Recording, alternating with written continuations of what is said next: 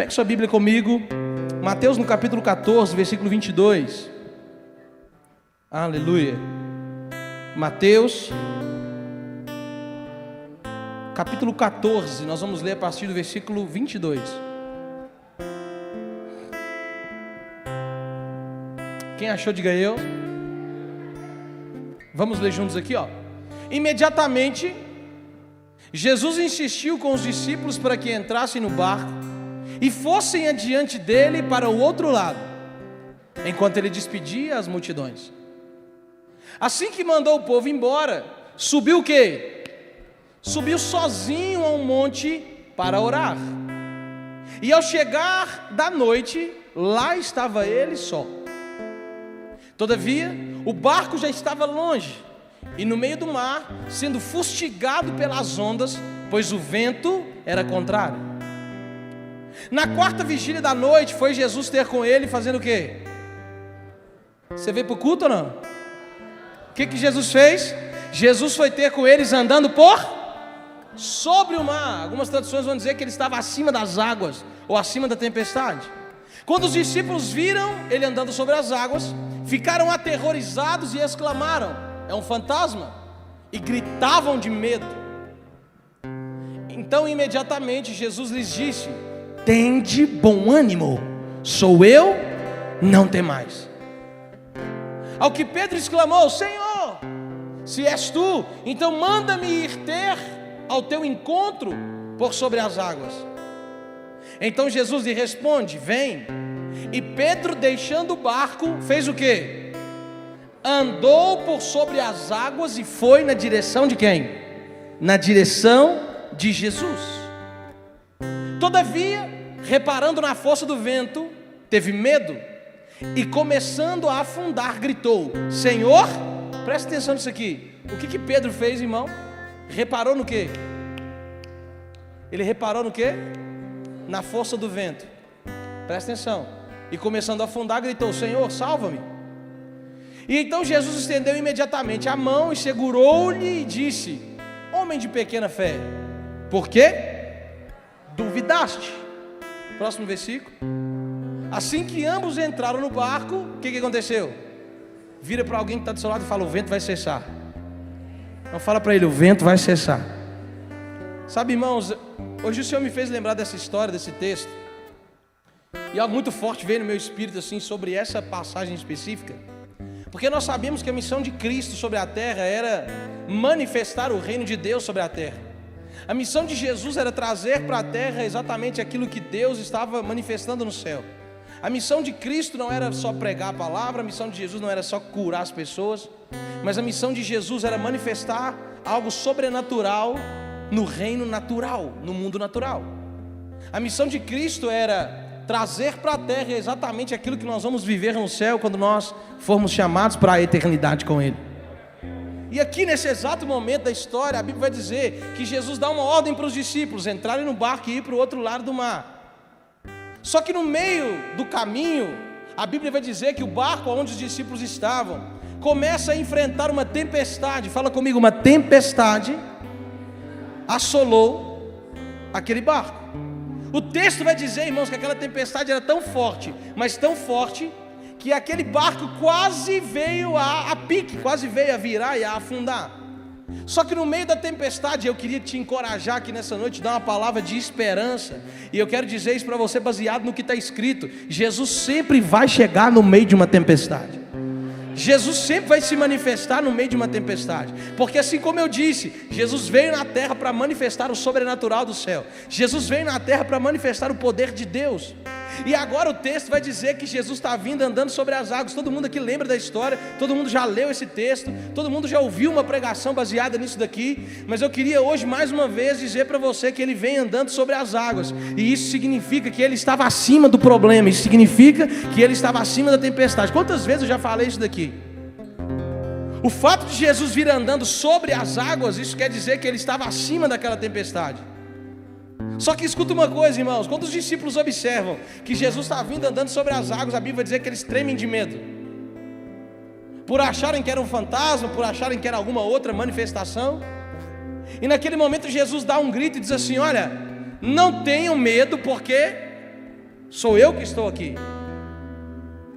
E naquele momento, irmãos, Pedro, e aqui eu quero entrar na onde Deus me revelou algumas coisas. Pedro, ele faz uma pergunta, na verdade ele faz um desafio para Jesus, assim, ó: se for o Senhor mesmo, Jesus, então me faça ir ter contigo sobre as águas. Qual que é a resposta de Jesus? Então, por que, pastor Arthur? Porque Jesus não veio na terra só para manifestar o poder de Deus. Jesus também veio na terra para dar acesso para que você também entre nesse lugar e desfrute daquilo que o céu tem. Jesus também veio para dar para você a oportunidade de viver o sobrenatural. Jesus não veio apenas curar, mas Ele quer que através da sua vida pessoas também sejam curadas. Jesus não veio só para salvar, mas Ele quer que através da sua vida pessoas também sejam salvas. Jesus não veio só para tocar em você, mas Ele quer que através da sua vida outras pessoas sejam tocadas. Jesus quer que você experimente daquilo que Ele veio trazer do céu para a terra. Jesus é tão maravilhoso, Ele é tão incrível, que Ele não vai viver aquilo que Deus tem sozinho. Ele vai fazer você participar, Ele vai permitir que você participe, Ele vai permitir que você pise o pé no sobrenatural, que você entre no ambiente do sobrenatural. Pedro é o cara que desejou, e isso aqui também é muito importante frisar, para entrar no ambiente do sobrenatural. O tema está aqui, ó, olhando para Jesus e acessando o quê? Tem alguém que gostaria de acessar o sobrenatural, de viver coisas sobrenaturais nesses dias? E eu quero declarar em nome de Jesus que são dias de viver o sobrenatural. Só que você percebe que Pedro teve o desejo, e eu fico me imaginando na cena, irmãos, e aí o barco quase afundando, e todo mundo olhando para aquele camarada em cima das águas lá, e Pedro dizendo assim: eu também quero ir.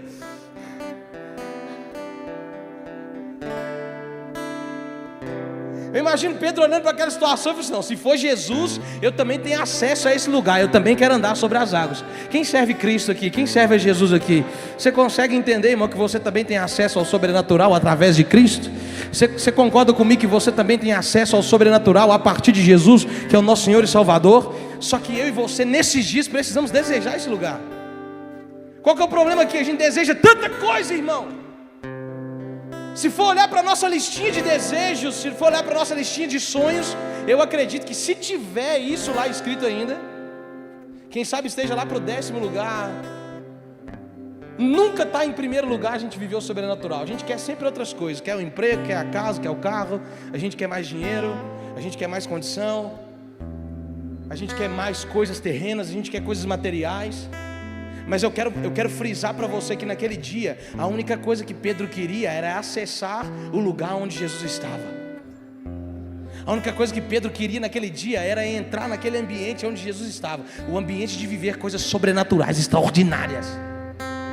Quem está comigo aqui, diga aleluia, diga glória a Deus, por favor. Quando Pedro vê Cristo, ele faz o quê? Ele faz um pedido: deixa eu ir até o Senhor. Você quer saber de uma coisa, irmão? Isso aqui é muito importante. Porque nós temos uma mania feia de às vezes olhar só para o defeito das pessoas, não é? E o que mais você ouve falar de Pedro? Pedro era ignorante. É ou não é? Não, mas Pedro tinha um espírito de... fulano tem um espírito de Pedro.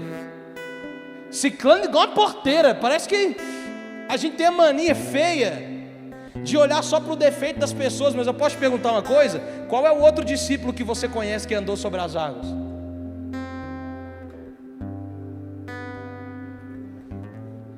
Vamos olhar para uma das maiores qualidades de Pedro agora? Deixa a ignorância de Pedro para lá, irmão, porque defeito todo mundo tem, amém ou não? Eu e você, como seres humanos e cristãos, precisamos olhar mais para as qualidades das pessoas do que para os defeitos. Eu vou colocar uma característica de Pedro aqui, que para mim é uma das maiores. Fala comigo assim, ó: ousadia. Pensa num rapaz ousado, era o tal do Pedro, irmãos. Eu lembro da última ceia. A última ceia, quando Jesus chega para os discípulos e vai lavar os pés dos discípulos, sim ou não? E aí está lavando de um, lava de outro, lava de Judas, lava de Mateus, lava de isso, daquilo outro. E aí chega no Pedro, e o Pedro diz: não, o senhor não vai lavar meus pés. Eu não sou digno que o senhor lave os meus pés.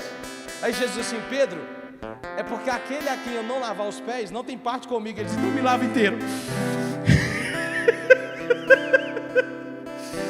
Então não lava só os pés, não, me lava inteiro, joga água em mim todo, me batiza. Pedro era o camarada da atitude, irmãos. Deixa eu te dar uma palavra de Deus aqui. Estou arrepiado com a presença do Espírito Santo aqui. Você está entendendo? Deixa eu te falar uma coisa. Para entrar no sobrenatural, você vai ter que ter atitude.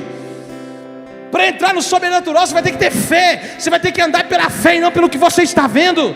Para entrar no sobrenatural, você não pode olhar para a tempestade, não. Eu olho para Jesus, o autor da minha salvação, e eu vou entrar nesse lugar e essa tempestade vai parar. Eu vou entrar nesse lugar e esse problema vai passar. Eu vou entrar nesse lugar e esse deserto vai cessar, porque eu creio num Deus do sobrenatural. Aleluia! Só que você tem que ter ousadia. Jesus é o Senhor mesmo, então me leva aí. Eu quero ir nesse lugar, eu quero entrar nesse lugar, eu quero entrar no ambiente, eu quero andar sobre as águas. Você tem que querer, meu amado. Você tem que ser o camarada da atitude. Senão, eu estou pronto, Jesus. Você quer que eu entre? Eu entro. Pedro é o camarada que o outro ameaçou encostar em Jesus, já arrancou a espada já. Não, aqui você não encosta não. Te arranca a orelha se encostar. Inclusive, deixa eu dizer uma coisa para você. Quem lembra do apóstolo João? Ele era conhecido como discípulo do quê? Discípulo do quê? Do amor? Vou fazer uma pergunta básica aqui. Jesus começou a igreja em quem? Em quem Jesus começou a igreja? Mas quem era o discípulo do amor? João. Não era óbvio Jesus ter começado a igreja através de João, que era o discípulo do amor? Mas por que Jesus começa a igreja em Pedro e não em João? Porque não adianta você ter amor se você não tem atitude.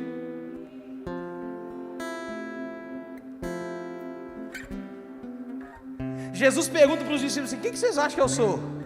Todo mundo começa a responder. Uns dizem que isso é profeta, outros dizem que isso é isso, Jesus está dizendo assim, eu estou perguntando o que vocês acham que eu sou, não o que as pessoas dizem que eu sou. Eu posso falar uma coisa, irmãos, as experiências que você vai viver com Cristo, elas não podem ser baseadas no que o outro vive, ou no que o outro pensa, ou no que o outro fala. As experiências que você vai viver com Jesus, elas serão baseadas naquilo que você experimentou de Jesus, naquilo que você entendeu de Jesus, naquilo que você sabe que Ele é. Quem é que levanta lá? Pedrão, tu és o Cristo, o Filho. Sacode alguém que está do seu lado e fala: você precisa de atitude, irmão. Fala para ele: você tem que ter atitude. Você precisa ter atitude. Deixa eu te falar uma coisa. Pedro tinha muito defeito, a ignorância era um deles. Mas se eu te falar que Jesus não está olhando para os seus defeitos, Ele está olhando para a sua fé.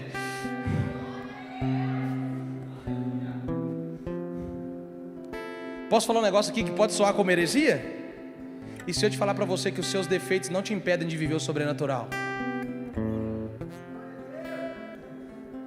Porque se os seus defeitos te impedissem de viver o sobrenatural, eu duvido que Pedro tinha andado sobre as águas.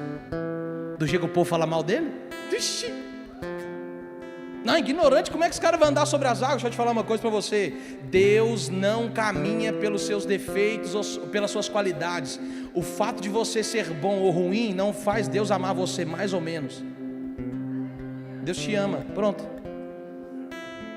Está entendendo ou não? O que Deus está olhando, pastor? Deus está olhando para a sua fé, para a sua atitude. Pedro era defeituoso ou não era? Tinha defeito ou não tinha? Mas quando Jesus olhou para aquela atitude daquele cara, daquela fé, falou assim: então vem, Pedrão, vem. Você quer entrar no sobrenatural? Então vem. Por quê? Porque quando eu entro dentro do sobrenatural, eu vou ser aperfeiçoado por aquele que é perfeito. Você não precisa ser perfeito, você só precisa querer ser aperfeiçoado. Você não precisa ser o melhor, você só precisa querer ser aperfeiçoado. Você só precisa ter vontade. Jesus, eu preciso estar nesse lugar. Se eu não estiver nesse lugar, eu não presto para mais nada. Irmão, você só vai dar certo dentro daquilo que Deus chamou você para ser e fazer. Um dia eu estava conversando com os irmãos e tal, e eu falei: rapaz, tudo que eu tentei fazer na vida deu errado. O dia que eu tentei ser pastor, deu certo. Eu tentei ser empresário, tentei abrir loja, tive loja de roupa, tentei fazer isso, tentei fazer aquilo, tentei ser jogador de futebol. Todos os meus projetos foram frustrados. O dia que eu levantei as minhas mãos, falei assim: Senhor, faz de mim aquilo que o Senhor quiser. Eu quero viver exatamente o que o Senhor tem. Exatamente no ano de 2016, se eu não me engano, eu escrevi uma carta para Deus. Loucura minha, viu? Peguei uma folha de caderno e comecei a escrever uma carta para Deus. Eu escrevi assim, eu tenho essa carta até hoje lá em casa. Olha, Senhor, eu entrego a minha vida nas suas mãos. Eu entrego a minha vida sentimental, eu entrego a minha vida financeira, eu entrego a minha vida espiritual, eu entrego a minha vida ministerial. Faça de mim aquilo que o Senhor quiser. Peguei essa carta, levei para o monte, consagrei ao Senhor, entreguei ali tudo para Ele, entreguei o controle nas mãos dele. Estava cansado de tanto sofrer, estava cansado de quebrar a cara. Alguém já quebrou a cara aqui por escolhas erradas? Quem mais? Quem mais? Levanta a mão, levanta a outra, levanta um pé, levanta o outro. Porque se tem uma coisa que o ser humano é especialista, é quebrar a cara. É ou não é, irmão? Ah não, de novo, pastor.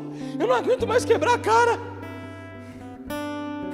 Eu não aguento mais ser frustrado. Deixa eu te falar uma coisa. Você só vai dar certo nos lugares ou no lugar aonde o Senhor quer que você esteja. Não tem como funcionar de maneira saudável em outro lugar. Quem está entendendo aqui, irmãos? Que nós precisamos entender. Isso aqui é muito forte, irmão. Se você soubesse. Nós vamos entender hoje que não é a forma com que nós começamos as coisas que vai me aprovar, é a forma com que eu termino elas. Eu conheço pessoas que começaram muito bem, mas não conseguiram terminar bem. Eu conheço pessoas que começaram no gás. Eu sei que você também conhece. Pessoas que começaram com gás total. Pessoas que voltaram do acampamento com fogo todo. Já diminuiu de domingo para cá o grito. Pessoas que voltaram do acampamento cheios do Espírito Santo.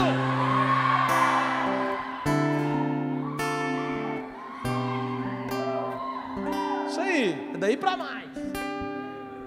Pessoas que foram no encontro com Deus voltaram impactadas do encontro com Deus. Quem já foi? Pessoas que participaram de uma conferência, pessoas que participaram dos gaditas e voltaram dos gaditas. Uau, mas é incrível. Irmão, não é a forma com que você começa, mas é a forma com que você vai terminar as coisas. Por isso que a palavra de Deus vai dizer que o fim é melhor do que o começo. Não é sobre começar bem, mas é sobre permanecer bem e terminar bem. Pastor, o que Pedro tem a ver com isso? Pedro tem a ver com isso porque ele deu um passo, deu dois passos, deu 3 passos. Eu não sei quantos passos ele deu, mas o texto vai dizer. Volta lá para mim no texto, por gentileza, para eu frisar isso daqui. Volta lá no versículo 27, por favor. Caiu o microfone. Quantos meninos abrem ali? Imediatamente Jesus lhe disse: tem de bom ânimo, sou eu, não tem mais. Presta atenção. Ao que Pedro exclamou: Senhor, se és tu, manda-me ir ter ao teu encontro por sobre as águas. Continua. E Jesus respondeu: então venha. E Pedro, deixando o barco, andou por sobre as águas e foi na direção de Jesus. Esse versículo 30 aí, ó. Olha o versículo 30. Todavia, o que ele fez?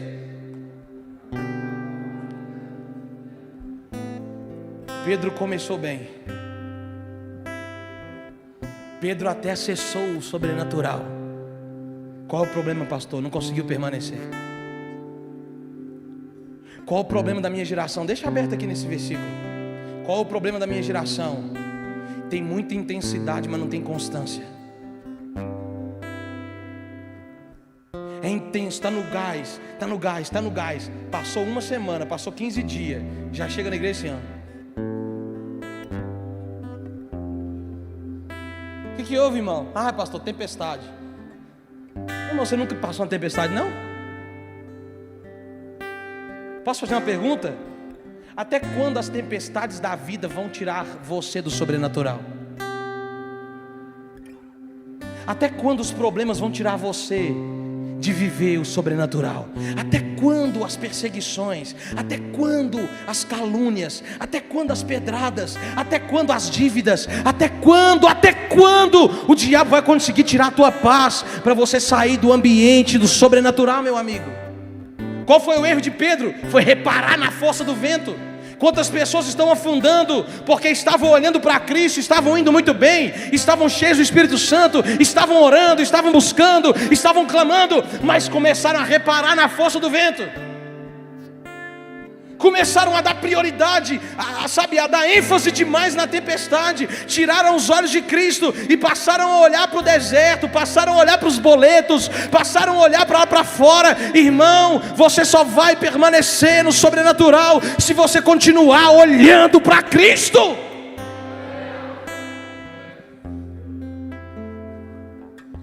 Nós só vamos continuar vivendo o sobrenatural se nós continuarmos olhando para Cristo.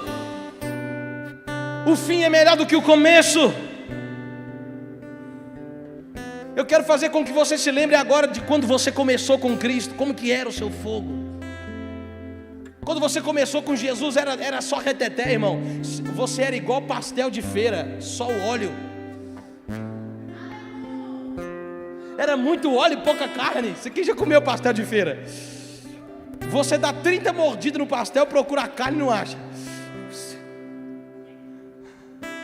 Mas tem óleo, não tem, irmão? Você pega o guardanapo assim, ó, dá para torcer de tanto óleo que tem. Era você no começo. Era mais santidade, era menos carnalidade, era mais oração, era mais busca. Você se santificava. Quando você sabia que não podia olhar, você desviava o olhar. Você pedia: Deus, misericórdia, me ajuda, tira esse negócio da minha mente, tira esse negócio da minha frente. Eu não quero isso. E o Instagram tá me atrapalhando. Eu vou cancelar o Instagram, vou desinstalar o Instagram. Ah, mas a rede social, essa miséria desse telefone tá me atrapalhando. Guarda esse telefone, eu vou ficar 30 dias. Era assim. A hora que as coisas apertavam, quando você estava no gás todo, o que você fazia? Ia para o monte, ia para o joelho, ia se dobrar no chão, ligar um som e chorar na presença de Deus. Mas não, Pedro dá ênfase para a tempestade. O que Pedro faz? Ele dá ênfase para a tempestade.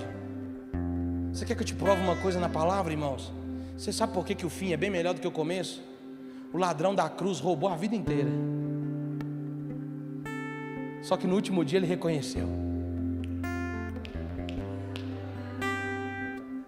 Camarada roubou a vida inteira. Agora, eu não vou nem falar que é sorte não, mas vou colocar sorte aqui para você entender. A sorte daquele camarada foi ser crucificado do lado do Salvador. Tem uma música do Gerson Rufino que fala sobre Barrabás, quem lembra? Eu era menino e ele era sem maldade. Irmão, eu fiquei imaginando Barrabás, irmão. Eu fico imaginando Barrabás lá preso, sabendo que ia para a cruz, amém ou não? Aí chegam os guardas romanos lá e falam assim: varão, deixa eu te falar um negócio, você vai ser livre. Como assim? Eu sou um criminoso, eu tenho que ser condenado. Não, tem um cara aí que vai morrer no seu lugar. Um tal de Jesus de Nazaré aí vai ser crucificado no seu lugar. Ai, ai, ai. E aí Jesus vai para a cruz, de um lado tinha um ladrão, do outro tinha outro, sim ou não? E eu imagino os comentários, o camarada crucificado lá, e o povo gritando lá embaixo: você não é o rei dos judeus? Você não fala que é o Messias? O ladrão da cruz vira para Jesus e fala assim: eu só queria te pedir uma coisa, lembra de mim quando entrares no teu reino.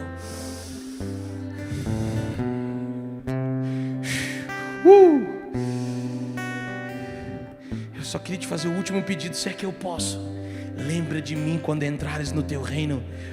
Irmão, Jesus vira, Jesus todo machucado, todo ferido, vira e fala assim: ô varão, em verdade eu vos digo, que ainda hoje você estará comigo no paraíso.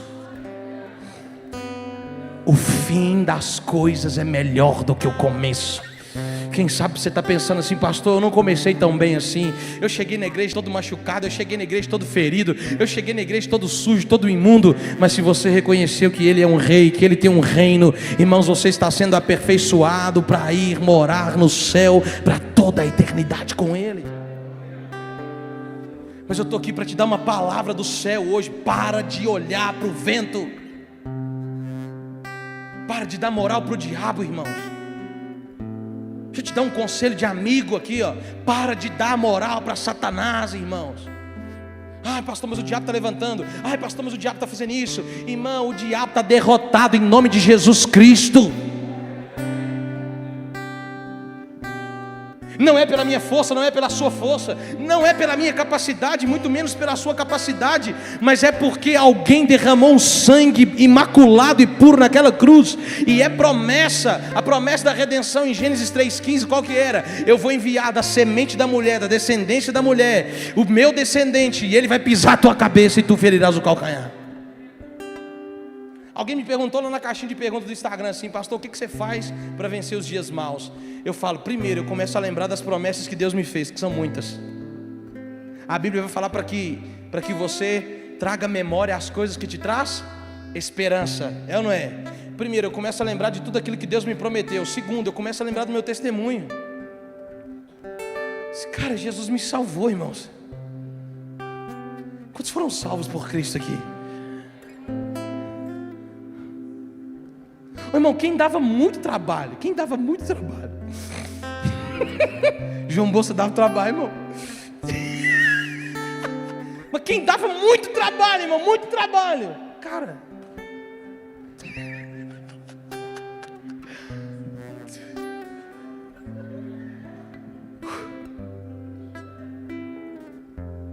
Olha o que Deus fez comigo.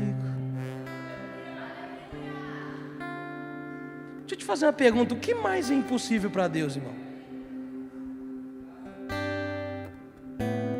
A chance de dar tudo errado era tudo que eu tinha em mim, mas olha o que Ele fez comigo.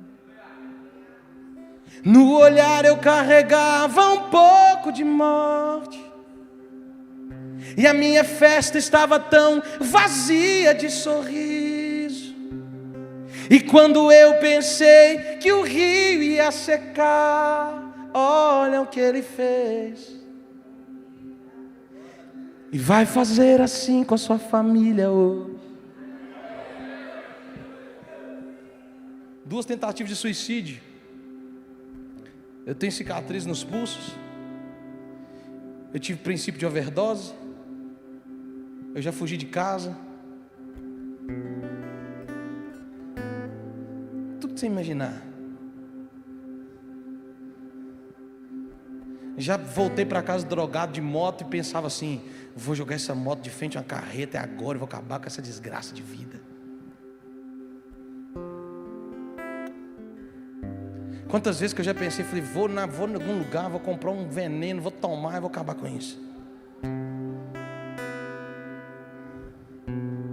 E aí, o Senhor, sem ter obrigação nenhuma de nada, vai lá no mais profundo do fundo do poço, vira para mim e fala assim: vou te tirar daí,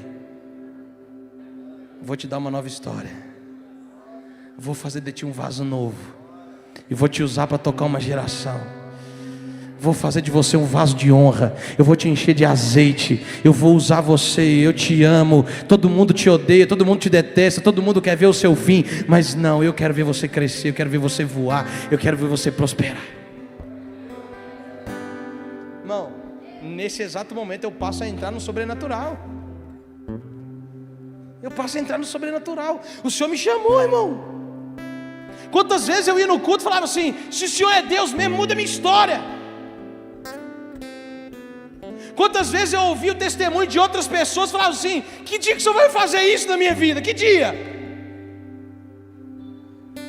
Quantas vezes eu ouvi, às vezes, pastores no altar pregando e falando: Deus mudou minha vida, e aquele negócio todo, e eu não conseguia ser livre das drogas, do vício. Eu não parece uma prisão, não conseguia sair. Mas deixa eu dizer uma coisa para você: tudo tem um tempo determinado debaixo do céu para acontecer. A sua hora vai chegar e você vai entrar no sobrenatural e viver coisas incríveis na presença de Jesus, meu irmão. Aleluia!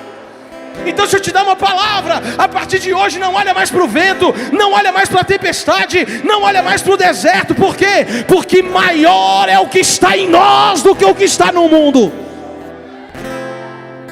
Maior é aquele que me salvou, maior é aquele que me livrou, maior é aquele que me curou.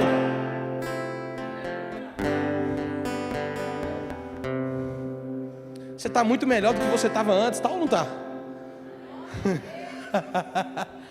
É agora que você vai parar?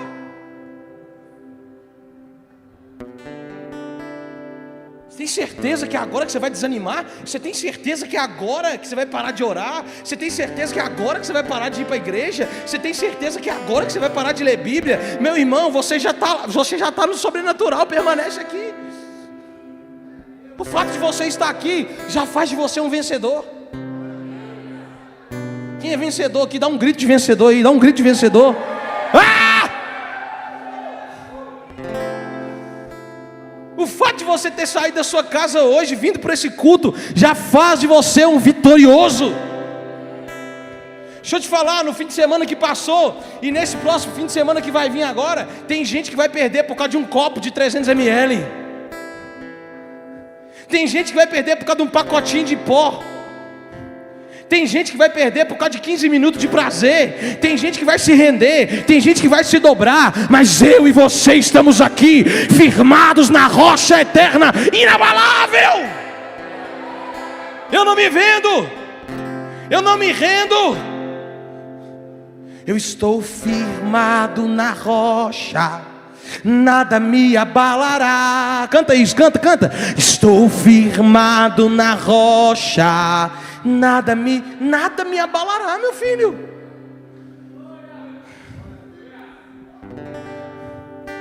Eu já estou no sobrenatural, não vou sair daqui. Não adianta Satanás se levantar, não adianta.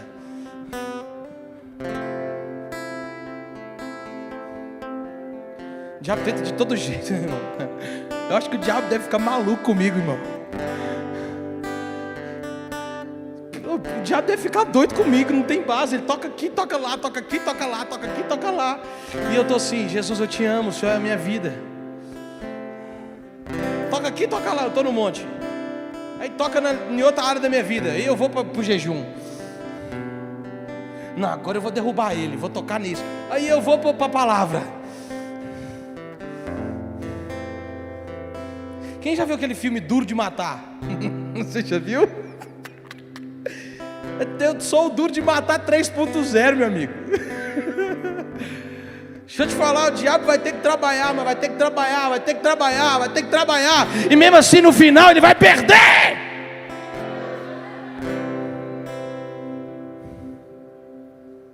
Porque eu não vou dar ênfase para o vento. Não vou. Eu não vou parar o que eu estou fazendo simplesmente para olhar para o problema, não vou. Eu vou continuar construindo. Eu sei de onde Deus me tirou. Você sabe de onde Deus te tirou? Sabe? Eu sei de onde Deus me tirou, irmãos. Ele não me tirou de lá à toa, não. Era para eu ter morrido, era para eu ter... Não, você não está entendendo. Eu sei de onde Deus me tirou. Quem está me ouvindo aqui, diga aleluia, pelo amor de Deus. Pedro começou bem, deu alguns passos, mas não conseguiu permanecer naquele lugar. Isso é um problema.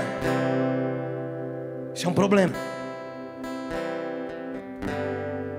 Nós temos um trabalho dentro do presídio que a gente entra lá para pregar a palavra de Deus. Quantos filhos de pastores hoje estão atrás das grades? Pergunta os meninos que entram conosco lá. Às vezes você chega na galeria lá para pregar, o cara fala assim: ô pastor, deixa eu dar uma palavra aí, é ou não é? Você está pregando lá, às vezes o camarada sabe mais da Bíblia do que a gente. Filho de pastor, descrente desviado. Eu já conheci líder de célula, que foi líder de célula, líder de jovens que está lá dentro preso. O que significa isso? Começou bem, deu um passo no sobrenatural, deu os 2 passos para o sobrenatural, 3, viveu milagre, desfrutou da bênção de Deus, desfrutou da promessa, mas olhou para o vento. Um dia, eu não sei o que eu estava indo fazer, eu só sei que acho que eu fui levar um carro de alguém para alguém e fui voltar, eu tinha deixado minha moto aqui na praça da estação. Parei minha moto lá, fui levar o carro, aí o irmão me trouxe de volta para pegar a moto. Quando eu ia montar na moto, um outro irmãozinho falou assim: ô pastor, é de Deus você está aqui. Vamos ali, tinha um cara sentado assim no banco da praça aqui. Aí ele falou comigo assim: pastor, o senhor é a melhor pessoa para conversar com esse menino aqui. Eu falei: por quê? Ele acabou de sair da cadeia. Eu falei: o que tem? Está aqui falando que vai voltar para o corre, está aqui falando que vai voltar para aquilo, que não tem emprego, que não tem dinheiro para nada, que não sei o que lá mais, que tal. Eu sentei assim no banco com ele e comecei a falar assim: irmão, é sério mesmo que compensa você voltar para aquele lugar? Você acha mesmo que você vai voltar para o corre agora, você vai voltar para o crime agora, e o diabo vai deixar barato? Não vai, irmão, já tem uma cilada esperando para você voltar. E ele estava mexendo no telefone assim, nem me dando muita ideia, ele estava, eu conversando com ele, nem. Comecei a falar de Jesus, comecei a falar da palavra. Eu disse, mano, vai procurar um serviço, tenha paciência, Deus vai fazer, tal. Irmão, na medida que eu ia conversando, começou a descer uma lágrima assim, ó. Aí eu falei, peguei. Chorou, peguei. Disse, cara, você é um homem de Deus, um homem precioso, Jesus te ama. Aí começou a chorar. Pastor, não tem ninguém, não tem pai, não tem mãe. Eu falei assim, mano, você tem Deus. E outro, se você quiser, você tem a mim como um amigo a partir de hoje. Sabe quando o cara olha para você assim e fala assim, não estou acreditando nisso não. Passei para ele o endereço da igreja, passei para ele meu telefone. Só sei que esse cara sumiu, eu nem sei para onde que ele está. Nem sei. Mas a semente foi plantada lá. Tem pessoas do seu lado querendo desistir de tudo, irmão. Tem pessoas do seu lado querendo tirar a própria vida. Tem pessoas do seu lado. O que você está fazendo? Eu vi alguém mandando hoje, não sei o que, nós vamos gerar um avivamento. Como gerar um avivamento? Como gerar um avivamento? Como? Queimando.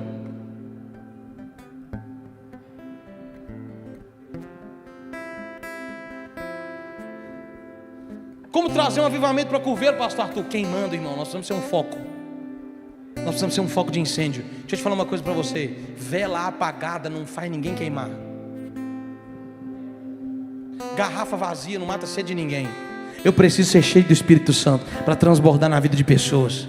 Não, mas eu quero fazer isso, quero fazer a obra, eu quero liderar, quero pregar, quero evangelizar, quero fazer missões. Você está cheio do que para você fazer? Hein? Você não pode dar o que você não tem, meu filho. Você não pode transbordar se você não tem nada para transbordar. Quem está comigo aqui? Ah, mas eu quero ir para a África, eu quero ir para não sei na onde fazer missões. Você começa fazendo na sua rua. Você começa fazendo dentro da sua casa. Você começa sendo testemunho para a sua família. Você começa na sala de aula. Você começa na faculdade. Você começa no seu bairro. Você começa com o seu vizinho. Aí sim Deus vai te levar para as nações. Tem gente do meu lado morrendo.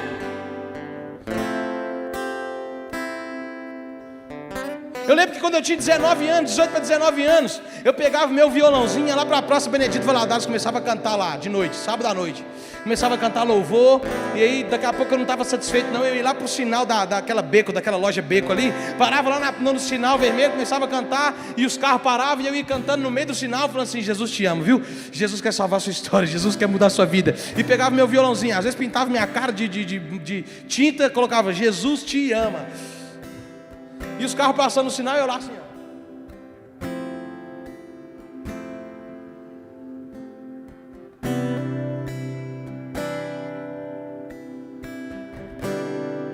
Nós precisamos fazer alguma coisa porque essa geração está morrendo, irmãos. Deixa eu te falar uma coisa, vou terminar. Jesus está voltando. Não vou falar de novo, Jesus está voltando. Se você continuar dando credibilidade para a tempestade, você vai afundar.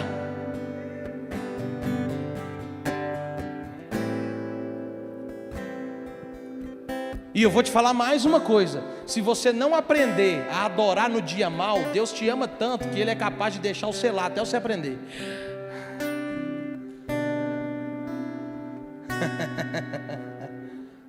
Se você não aprender a continuar sendo fiel ao Senhor, na dificuldade, na adversidade, na necessidade, Ele vai deixar você lá até você aprender.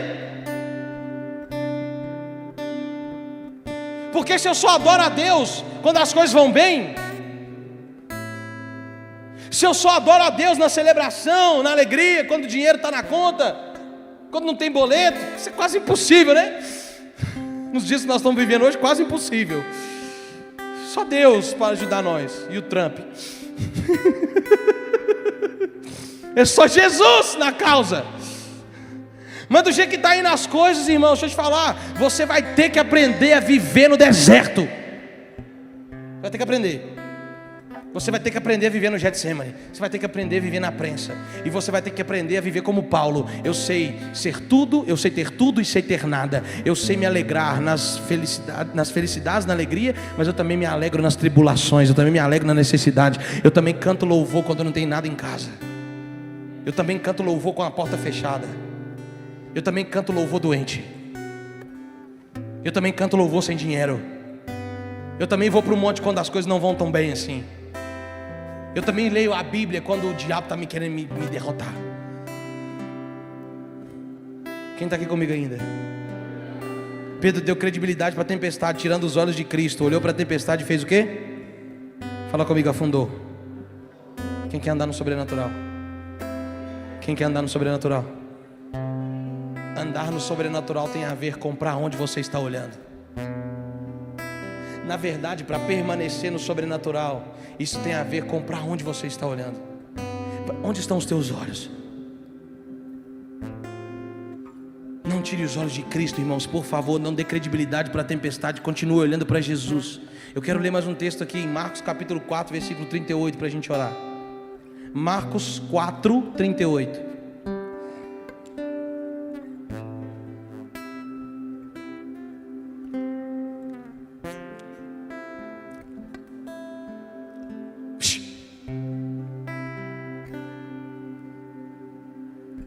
Deve estar com problema, né? Será que travou? Marcos 4:38. Ah, bom, glória a Deus. Jesus estava onde?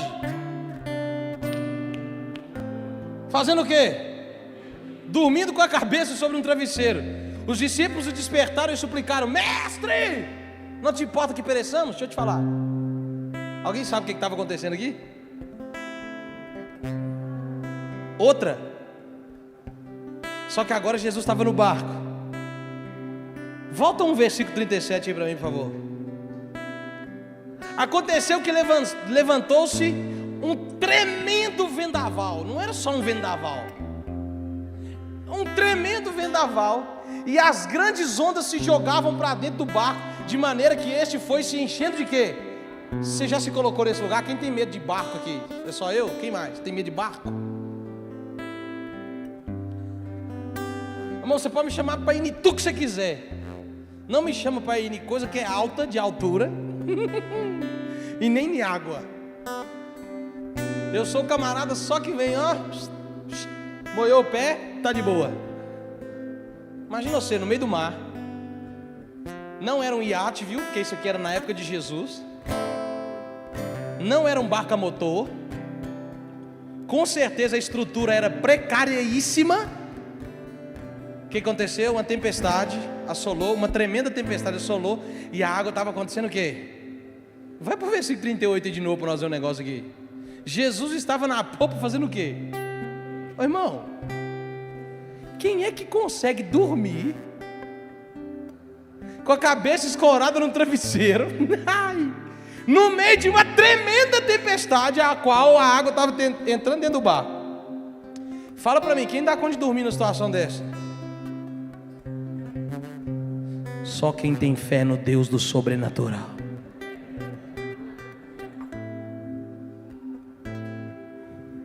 Os discípulos acordam Jesus gritando: Mestre, não te importa que pereçamos? Versículo 39.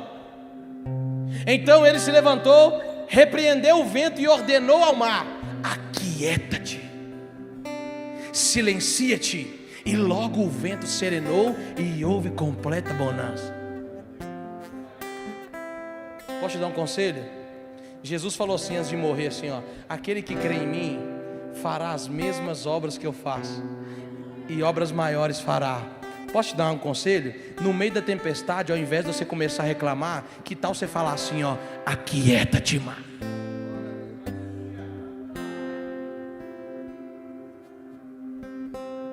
No meio do dia mal, ao invés de você pensar em desistir, eu vou largar tudo, vou abandonar tudo, vou chutar o pau da barraca.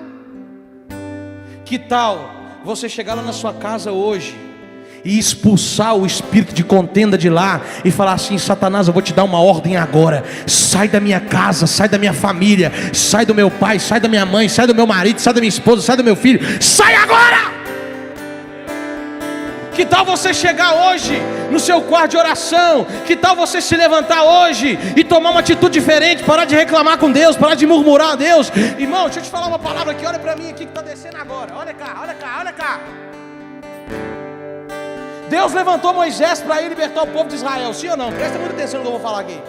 Vem cá, Moisés. Vem cá. Aproveitar que você está todo de branco. Sobe aqui, Moisés. Bem baixinho, pastor Nico, por favor, para o povo prestar atenção. Deus levantou quem? Quem, irmão? Não, isso aqui é o Jefinho. Ele vai fazer Moisés no papel aqui do teatro, amém? Deus levantou Moisés para libertar o povo de Israel, sim ou não? Aí, o que Moisés fazia? Ele ia lá no Faraó. Olha o Faraó sentado ali no banco ali, beleza? Vai lá no Faraó, vai lá. E ele falava assim com o Faraó assim: ô Faraó, Deus mandou libertar o povo. O que a Bíblia vai dizer? Que o coração de Faraó acontecia o quê? O que Moisés falava? Voltava em quem? Voltava em quem? No Senhor. Vem cá, Moisés. Vem cá, Moisés. Ele ia lá em Deus de novo, ia ou não ia?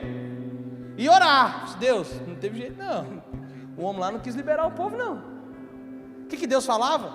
Vai lá em Faraó e ordena para ele que ele liberte o meu. Deixa eu te falar um negócio aqui, olha para mim. Quem que estava mantendo o povo escravo? Esse negócio vai impactar você. Quem que estava mantendo o povo escravo? Faraó, era ou não era? Hã? Era ou não? O povo estava debaixo da escravidão de quem? Beleza. Quando Moisés ia vir conversar com Deus, o que Deus falava? Vai falar com o Faraó. É como se Deus estivesse falando assim: ó, não é eu que estou aprisionando o povo, não, é Faraó. Então você vai lá e fala com ele. Você tem que orar a Deus, tem ou não tem? Você tem que orar a Deus ou não tem? Mas depois que você orar, faz o favor de ir lá no demônio e falar assim: ó, liberta minha família agora, porque é você que está aprisionando ela. Liberta agora minha esposa, liberta o meu marido. O problema é que a gente faz só o quê? Ó Deus, tem misericórdia da minha família. Então vai lá no diabo e ordena. Você tem autoridade para pisar em serpentes e escorpiões e nada disso te causaria dano nenhum. Deixa eu te falar um negócio, irmão. É bonitinho demais. Eu fui no terreno do inimigo e eu... Você tem medo de macumba, irmão? Você tem medo de macumba? Você tem medo de vela acesa? Não, pastor, misericórdia.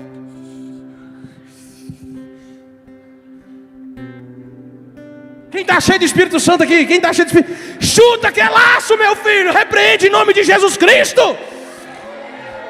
Você está cheio de Espírito Santo ou não está? Eu te repreendo, Satanás, agora na autoridade que há no nome de Jesus Cristo. Se tem alguém fazendo macumba para minha família, está quebrado e repreendido, porque Deus me deu autoridade para pisar em serpentes e escorpiões. Liberta agora, é você que vai falar.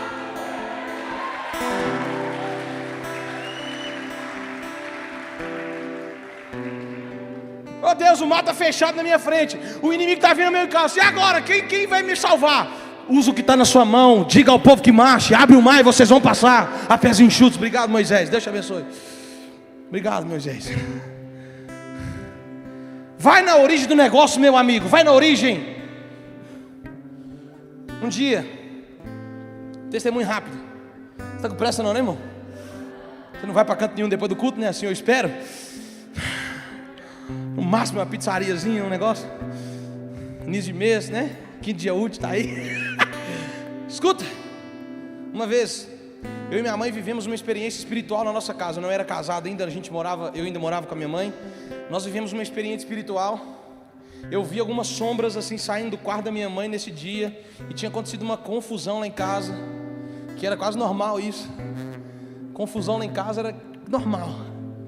Meu pai estava chapadão e tinha acontecido uma confusão. E eu lembro que eu entrei no corredor, comecei a ver coisas assim. E aí fomos na casa do pastor, ligamos para o pastor. Fomos lá, o pastor falou assim: ó, tem alguma coisa lá dentro daquela casa, vocês têm que achar. Alguma amarração que fizeram, tem alguma coisa dentro daquela casa. Vocês oram que Deus vai mostrar a você. Tá, um dia, minha mãe está ali que não me deixa mentir. Lá em casa, minha mãe arrumando a casa, era louvor rodando na alta. E eu estou lá no meu quarto, do nada, irmão, do nada. Deus me deu uma visão, eu levantei do meu quarto, fui lá no quarto dela, no quarto do meu pai. Quando eu cheguei no quarto dela, ela veio no mesmo lugar que eu. Nós abrimos a mesma gaveta, foi ou não foi, mãe? Falando diante de Deus isso aqui, ó. Nós abrimos a mesma gaveta. Quando eu mexi dentro da carteira do meu pai, eu achei um patuazinho assim, ó. Era um quadradinho assim de pano, e ele estava costurado. O pano estava costuradinho. Nós pegamos, quando a gente abriu aquele negócio, estava uma oração de São Cipriano lá. Eu consagro a vida do fulano de tal, a 7 facadas, 7 cadeados, 7 encruzilhadas, 7 não sei o quê. Deixa eu te falar um negócio para você aqui, ó. Deixa eu te contar um testemunho pessoal. O meu pai, eu já tive visão, eu já vi meu pai como um mendigo na rua, bêbado. Quem conhece meu pai aqui? Vocês conhecem meu pai? Meu pai, às vezes eu via meu pai perambulando pela rua, irmão, parecendo um morador de rua, com a bermuda caindo, sem camisa, bêbado, maluco da cabeça. E eu chorava e falava: mãe, olha pra você ver como é que meu pai está. Achamos aquele negócio, pensa, irmão. Faltamos soltar foguete lá em casa. Pum, achamos. Peguei aquele negócio, levei pro pastor, nós colocamos fogo, o pastor repreendeu, e oramos e tal. Aí, irmão, aí começou. Eu ainda não tive a oportunidade de batizar meu pai. Escuta o que eu estou te falando. Eu ainda não tive.